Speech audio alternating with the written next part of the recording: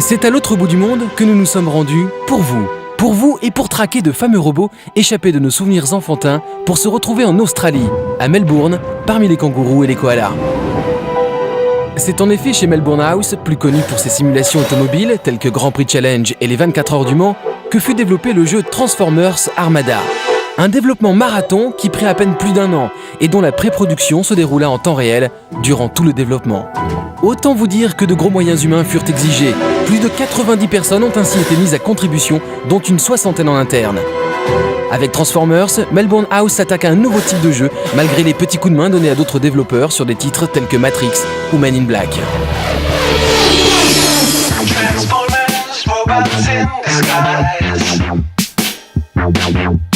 Jeu d'action mélangeant exploration, fight et un minimum de tactique, Transformers semble loin, très loin de la série télévisée.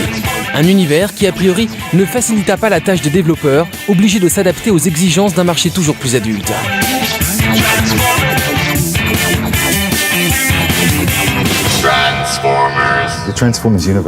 L'univers des Transformers est particulièrement riche. Il existe depuis 20 ans, et ce depuis le mois dernier. Il comporte une ligne fameuse de jouets, des dessins animés, ainsi que des comics non moins connus.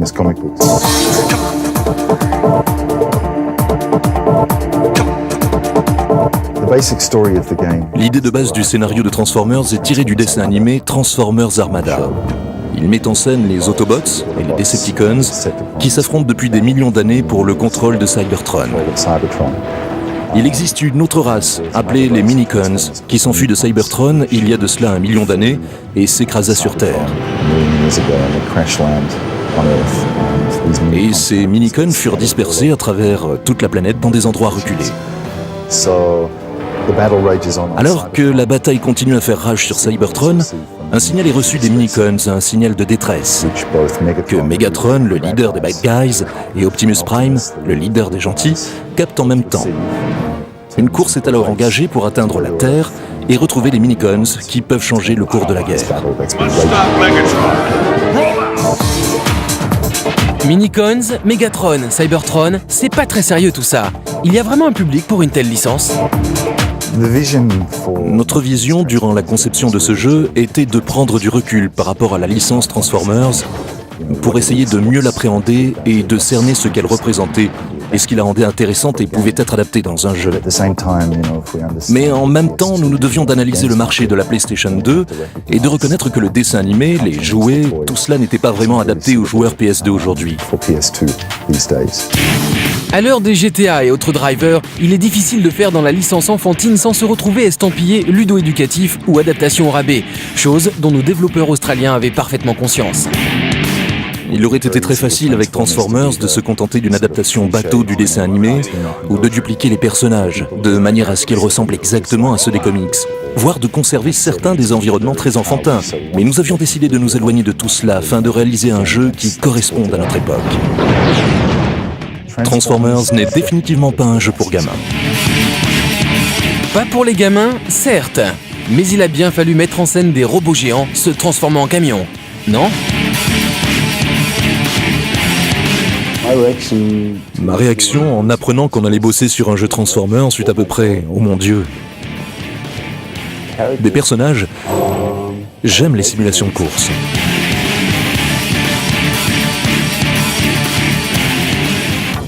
Nous avons décidé très tôt d'utiliser les Decepticons, qui constituent les méchants de la licence Transformers, en tant que boss. Mais aussi afin de supporter le scénario ainsi que le background du jeu, parce qu'il n'est pas possible de les tuer. Des personnages de licence indestructibles, on a tous cru à une blague lorsque nous avons débuté le projet, parce que nous faisions un jeu d'action et qu'on tirait sur des gars qui ne pouvaient pas mourir. Alors, que faire ? Alors nous avons inventé les Decepticlones qui constituent une espèce de force militaire. On a décidé d'utiliser une armée créée par Megatron, le leader des bad guys dans le jeu, et il utilise cette armada de machines pour envahir des planètes et en prendre le contrôle.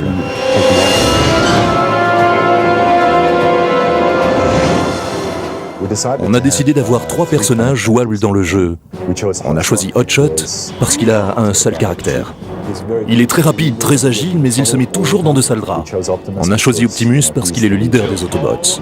Il est énorme et imposant. C'est lui qui peut porter le plus d'armes, le plus de mini-guns, le dur à cuire. Nous avons choisi Red Alert parce qu'il offre un contraste avec les deux autres. Il s'intègre pile poil entre les deux. Il réfléchit davantage à ce qu'il fait, il est plus posé, plus prudent. Il est très logique. Si vous connaissez Star Trek, sa personnalité dans le jeu me rappelle un peu celle de Monsieur Spock. La représentation de ces personnages, contrairement à ce que l'on pourrait supposer, fut extrêmement difficile. De leur look dépendait l'image dégagée par le jeu. Modéliser les 3 personnages jouables fut très difficile, parce qu'il n'existe pas de source de référence unique dans Transformers qui décrivent ces personnages de la façon dont nous souhaitions les représenter. Nous avions énormément de sources de référence pour Transformers. Si vous prenez Optimus Prime par exemple, vous pouvez facilement trouver 4, 5, 6 Optimus différents qui seront visuellement totalement dissemblables.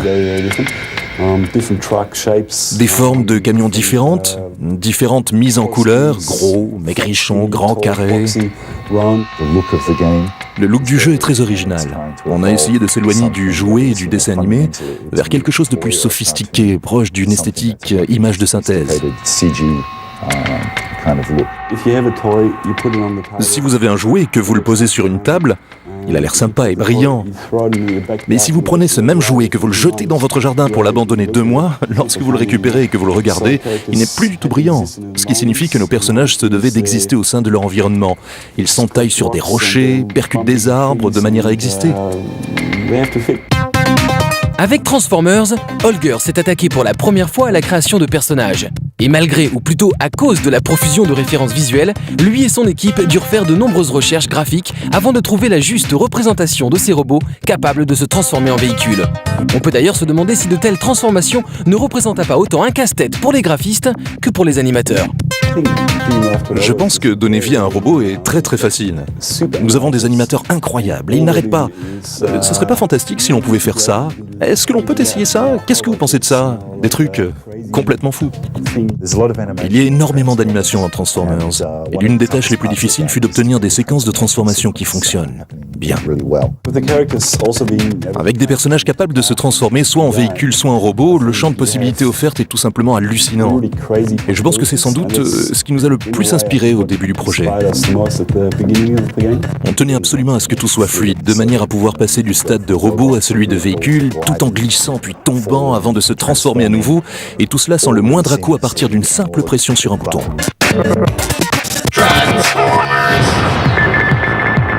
Et c'est là qu'interviennent les animateurs en charge de rendre crédibles des personnages dotés de bras, de jambes et de roues. J'étais pas une fan de robots avant de commencer à travailler sur Transformers. Maintenant, bien sûr, je les adore.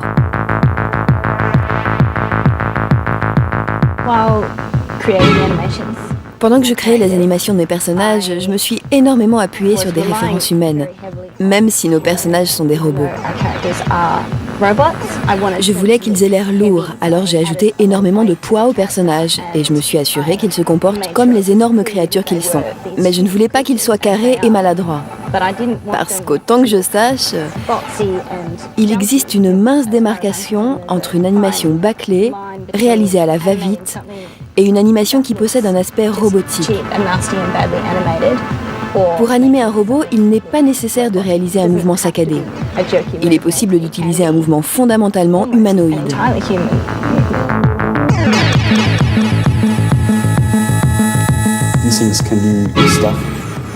Ces robots peuvent réaliser des trucs inimaginables. Ils peuvent glisser le long d'une paroi rocheuse pour se transformer au sommet avant de descendre en volant. Je commence chaque animation en la conceptualisant de tête, en pensant à ce que je veux faire avec le personnage, ou en ayant à l'esprit une animation spécifique, par exemple un coup de poing. Et à partir de là, j'ai en général un morceau de papier sur mon bureau et je dessine des petits personnages simplifiés en représentant les poses clés dont j'aurais besoin afin de créer mon animation.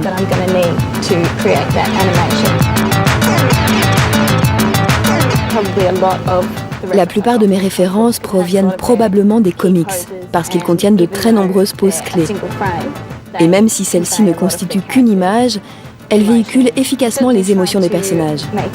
J'essaye bien entendu de rendre chaque robot aussi unique que possible au moment de leur donner une personnalité. J'ai donc fait de Starscream un ninja. Pour Megatron, j'ai travaillé à partir de mouvements de catch. Pour Cyclonus, je me suis davantage inspirée des boxeurs et des combattants de rue. Et pour les Medium Grunts, c'est un peu un mix de tout ça. C'est avec surprise que nous avons découvert les séquences cinématiques de Transformers, entièrement réalisées en images de synthèse et non à partir du moteur 3D du jeu, comme c'est le cas dans la plupart des titres actuels. Nous voulions avoir les meilleures contributions possibles pour chaque facette du jeu. Alors pour les séquences cinématiques en images de synthèse, nous avons été au Japon où, je crois, sont encore réalisés les meilleurs CG. Et nous avons contacté une compagnie appelée Build Up. On a cherché au Japon, à Hong Kong et en Australie. On a contacté beaucoup d'entreprises. Il est clair que Build Up était celle qui montrait le plus de passion et d'intérêt pour le genre du robot géant. Et puis, leur travail était de très bonne qualité. Prepare for extermination!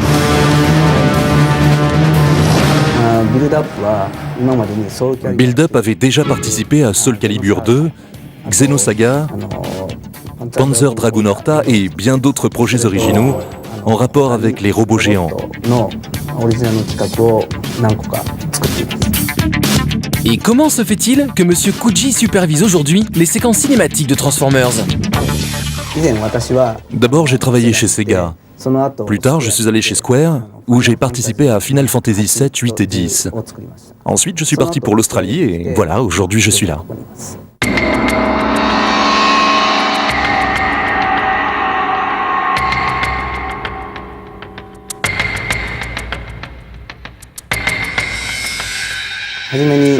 Pour commencer, j'écris un storyboard. Ensuite, je passe à la mise en couleur et enfin, j'envoie le tout chez Build Up. En retour, ils me donnent leurs remarques et leurs points de vue. On se livre ensuite à une grande discussion, parfois très agitée, pour décider du résultat final.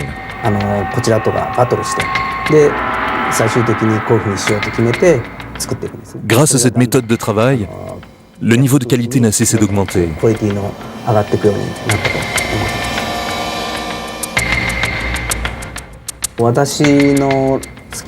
En ce qui concerne les robots géants, moi, j'apprécie beaucoup le style réaliste. Des robots faits de métal et d'acier, bref, quelque chose de pas humain. Je veux absolument garder cette impression. Et d'un autre côté, j'essaie de donner à ces machines une forte personnalité. Il faut donc trouver le bon équilibre entre l'apparence métallique et le caractère vivant de ces machines. Si cet équilibre est obtenu, le résultat à l'image sera une réussite.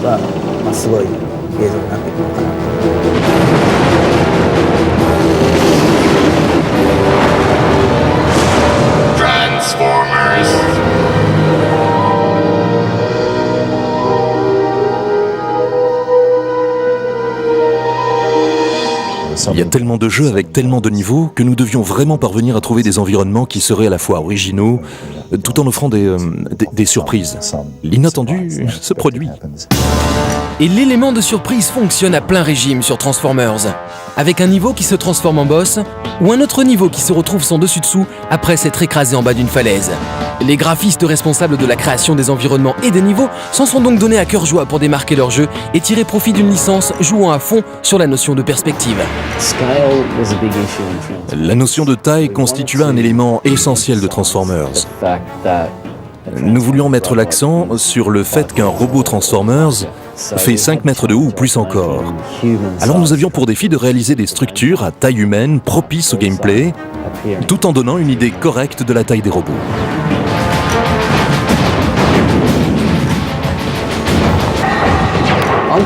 Dans Transformers, les Autobots peuvent être des robots ou des véhicules.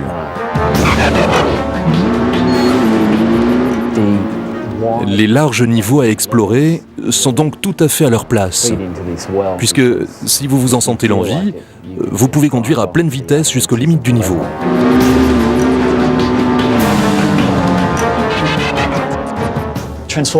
Transformers constitue un nouveau départ pour nous par rapport à nos précédents jeux de course. Nous avons maintenant un monde immense à travers lequel il est possible de se déplacer où l'on veut en toute liberté. Vous pouvez atteindre tout ce que vous voyez. Chaque arbre parmi la dizaine de milliers d'arbres du jeu peut vous servir de protection pendant que vous affrontez vos ennemis.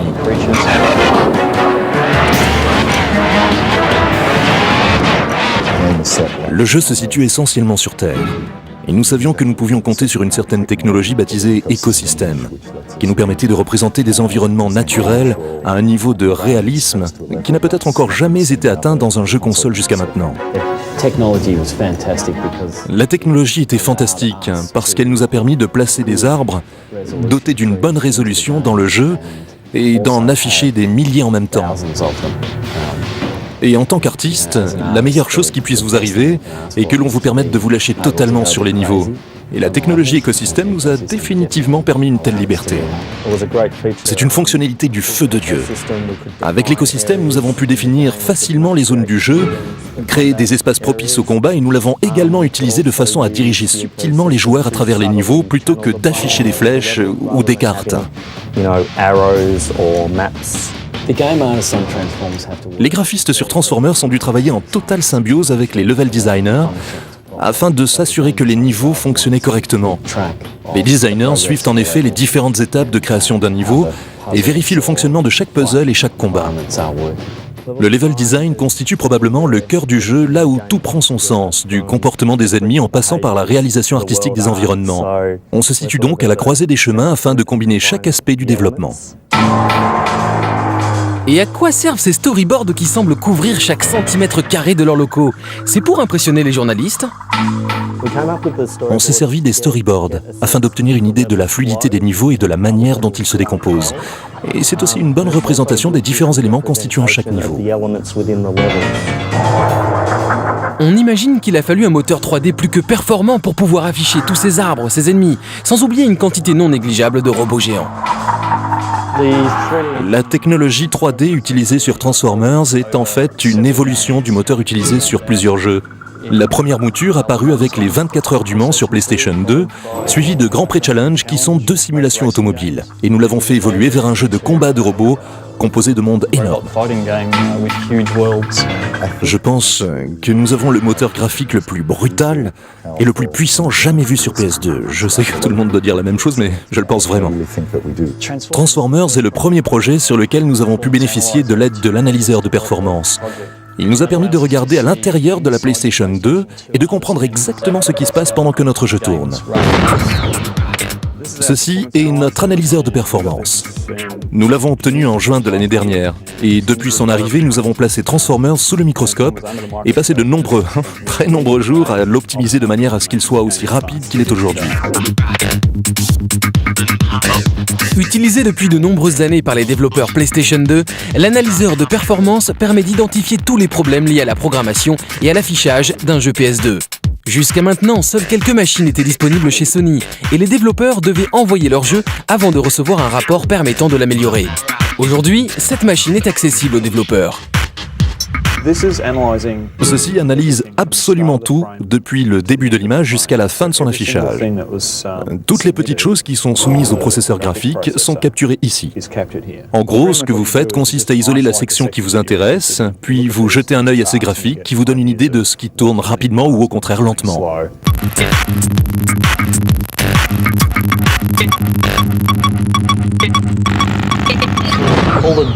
Tous les DVD présents sur mon bureau ne constituent qu'un échantillon des milliers de DVD que nous avons brûlés durant la durée du projet.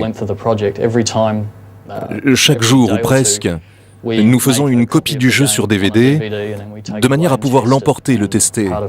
Et une partie de mon boulot consiste à trouver ce qui cloche dans cette version particulière du jeu, de manière à améliorer les différents éléments encore en cours de développement. Une trentaine de programmeurs travaillèrent sur Transformers pour s'occuper de la physique, des graphismes, du son, de l'interface utilisateur, de la vidéo, des effets spéciaux et de l'intelligence artificielle qui constitua un très gros morceau. L'équipe responsable de l'intelligence artificielle du jeu comprend, je crois, 7 ou 8 personnes. Dans le passé, sur les simulations automobiles que nous avons développées, nous n'avions qu'un seul programmeur s'occupant de l'intelligence artificielle. Alors que sur le projet Transformers, 8 programmeurs s'occupent de l'IA.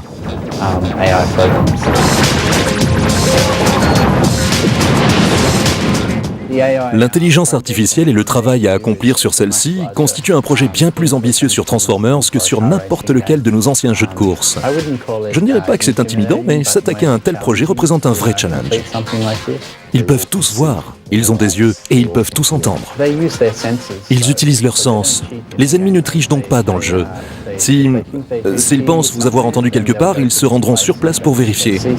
S'ils pensent avoir vu quelque chose, ils iront faire une patrouille. Et ils utilisent la connaissance qu'ils ont de l'environnement pour vous traquer. Avec l'intelligence artificielle, nous avons essayé d'aller encore plus loin que la série animée afin d'offrir avec ce jeu une expérience que tous les joueurs sauront apprécier et pas seulement les fans de Transformers. En quoi l'IA rentre concrètement en ligne de compte avec ce positionnement ? Nous simulons les réactions qu'un soldat aguerri aurait sur un champ de bataille. Je pense, les ennemis se mettent ainsi à couvert, ils forment des équipes, communiquent entre eux et tentent de vous attaquer en groupe. Vraiment rien dans l'intelligence artificielle n'est scripté. Il n'y a aucun script dans la programmation de l'intelligence artificielle sur notre jeu. Et je pense que c'est une bonne chose, ça signifie que le gameplay est très organique. Et nous avons pris cette décision parce que je pense qu'on obtient ainsi la sensation en cours de jeu que rien n'est jamais pareil. Aucune bataille ne se déroule exactement de la même façon. Vous ne verrez jamais un ennemi faire exactement la même chose à chaque fois que vous le rencontrez. J'aime à dire que chaque créature est façonnée à la main par nos codeurs, nos programmeurs.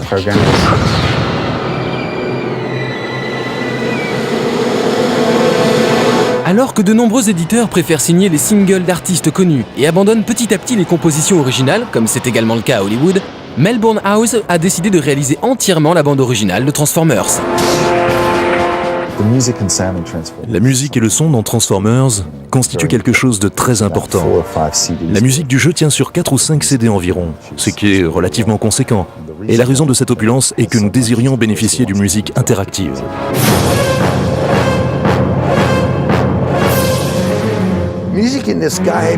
La musique dans ce jeu a évolué sur une longue période de temps, parce que nous avons des musiciens travaillant en interne sur le jeu. Malheureusement, c'est là qu'arrive la longue réponse, parce qu'elle est travaillée en même temps que le jeu évolue.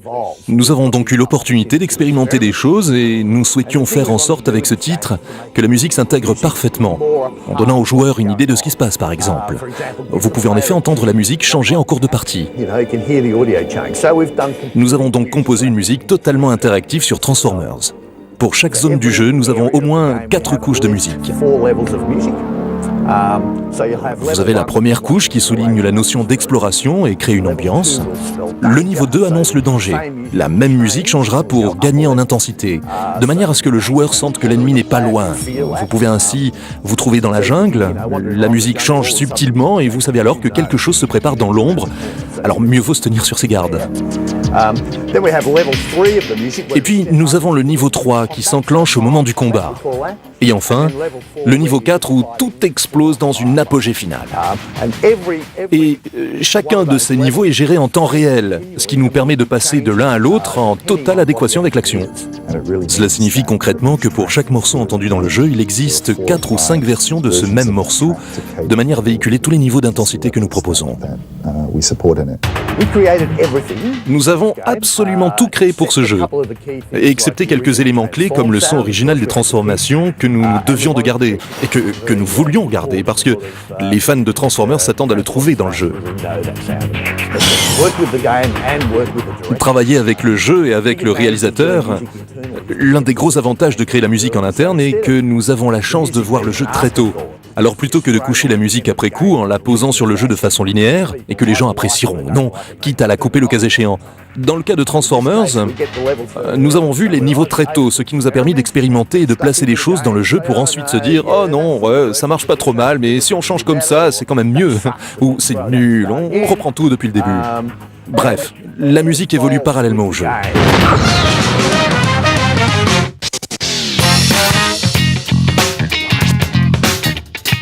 Nous avons fait de Transformers un jeu plutôt inattendu, je crois. Les Medium Grunts constituent des adversaires vraiment marrants et vous offrent toujours un beau combat. Après avoir terminé Transformers, nous avons tous survécu et je suis encore marié. J'y joue encore, ce qui est remarquable lorsque vous avez autant bossé sur un jeu et que vous continuez à y jouer. Je me suis occupée des animations, des boss et des ennemis. J'ai dû les faire se battre et c'est donc moi que vous affrontez pour atteindre le niveau suivant. Tout le monde a écouté les musiques du jeu pendant des heures et personne n'a jamais voulu la couper. C'est ce dont je suis le plus fier. Tout s'est assemblé pour ne plus faire qu'un.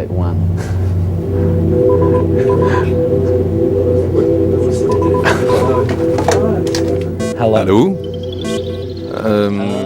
Je peux te rappeler? Je suis en train de passer à la télé en ce moment. Ok, au revoir maman, à plus. C'était ma copine, j'étais forcé de dire ça. On l'aura compris, le développement de Transformers ne fut pas de tout repos. Avec à peine 1 an de développement, une licence à risque et une équipe jusque-là habituée aux simulations automobiles, le pire était à craindre. Le résultat n'est donc que plus impressionnant, les développeurs étant parvenus à redonner une patine plus adulte à cette licence relativement datée, tout en insufflant de nombreuses idées, que ce soit en termes de gameplay ou de graphisme. Et de leur propre aveu, ils n'espèrent aujourd'hui qu'une chose, développer une suite.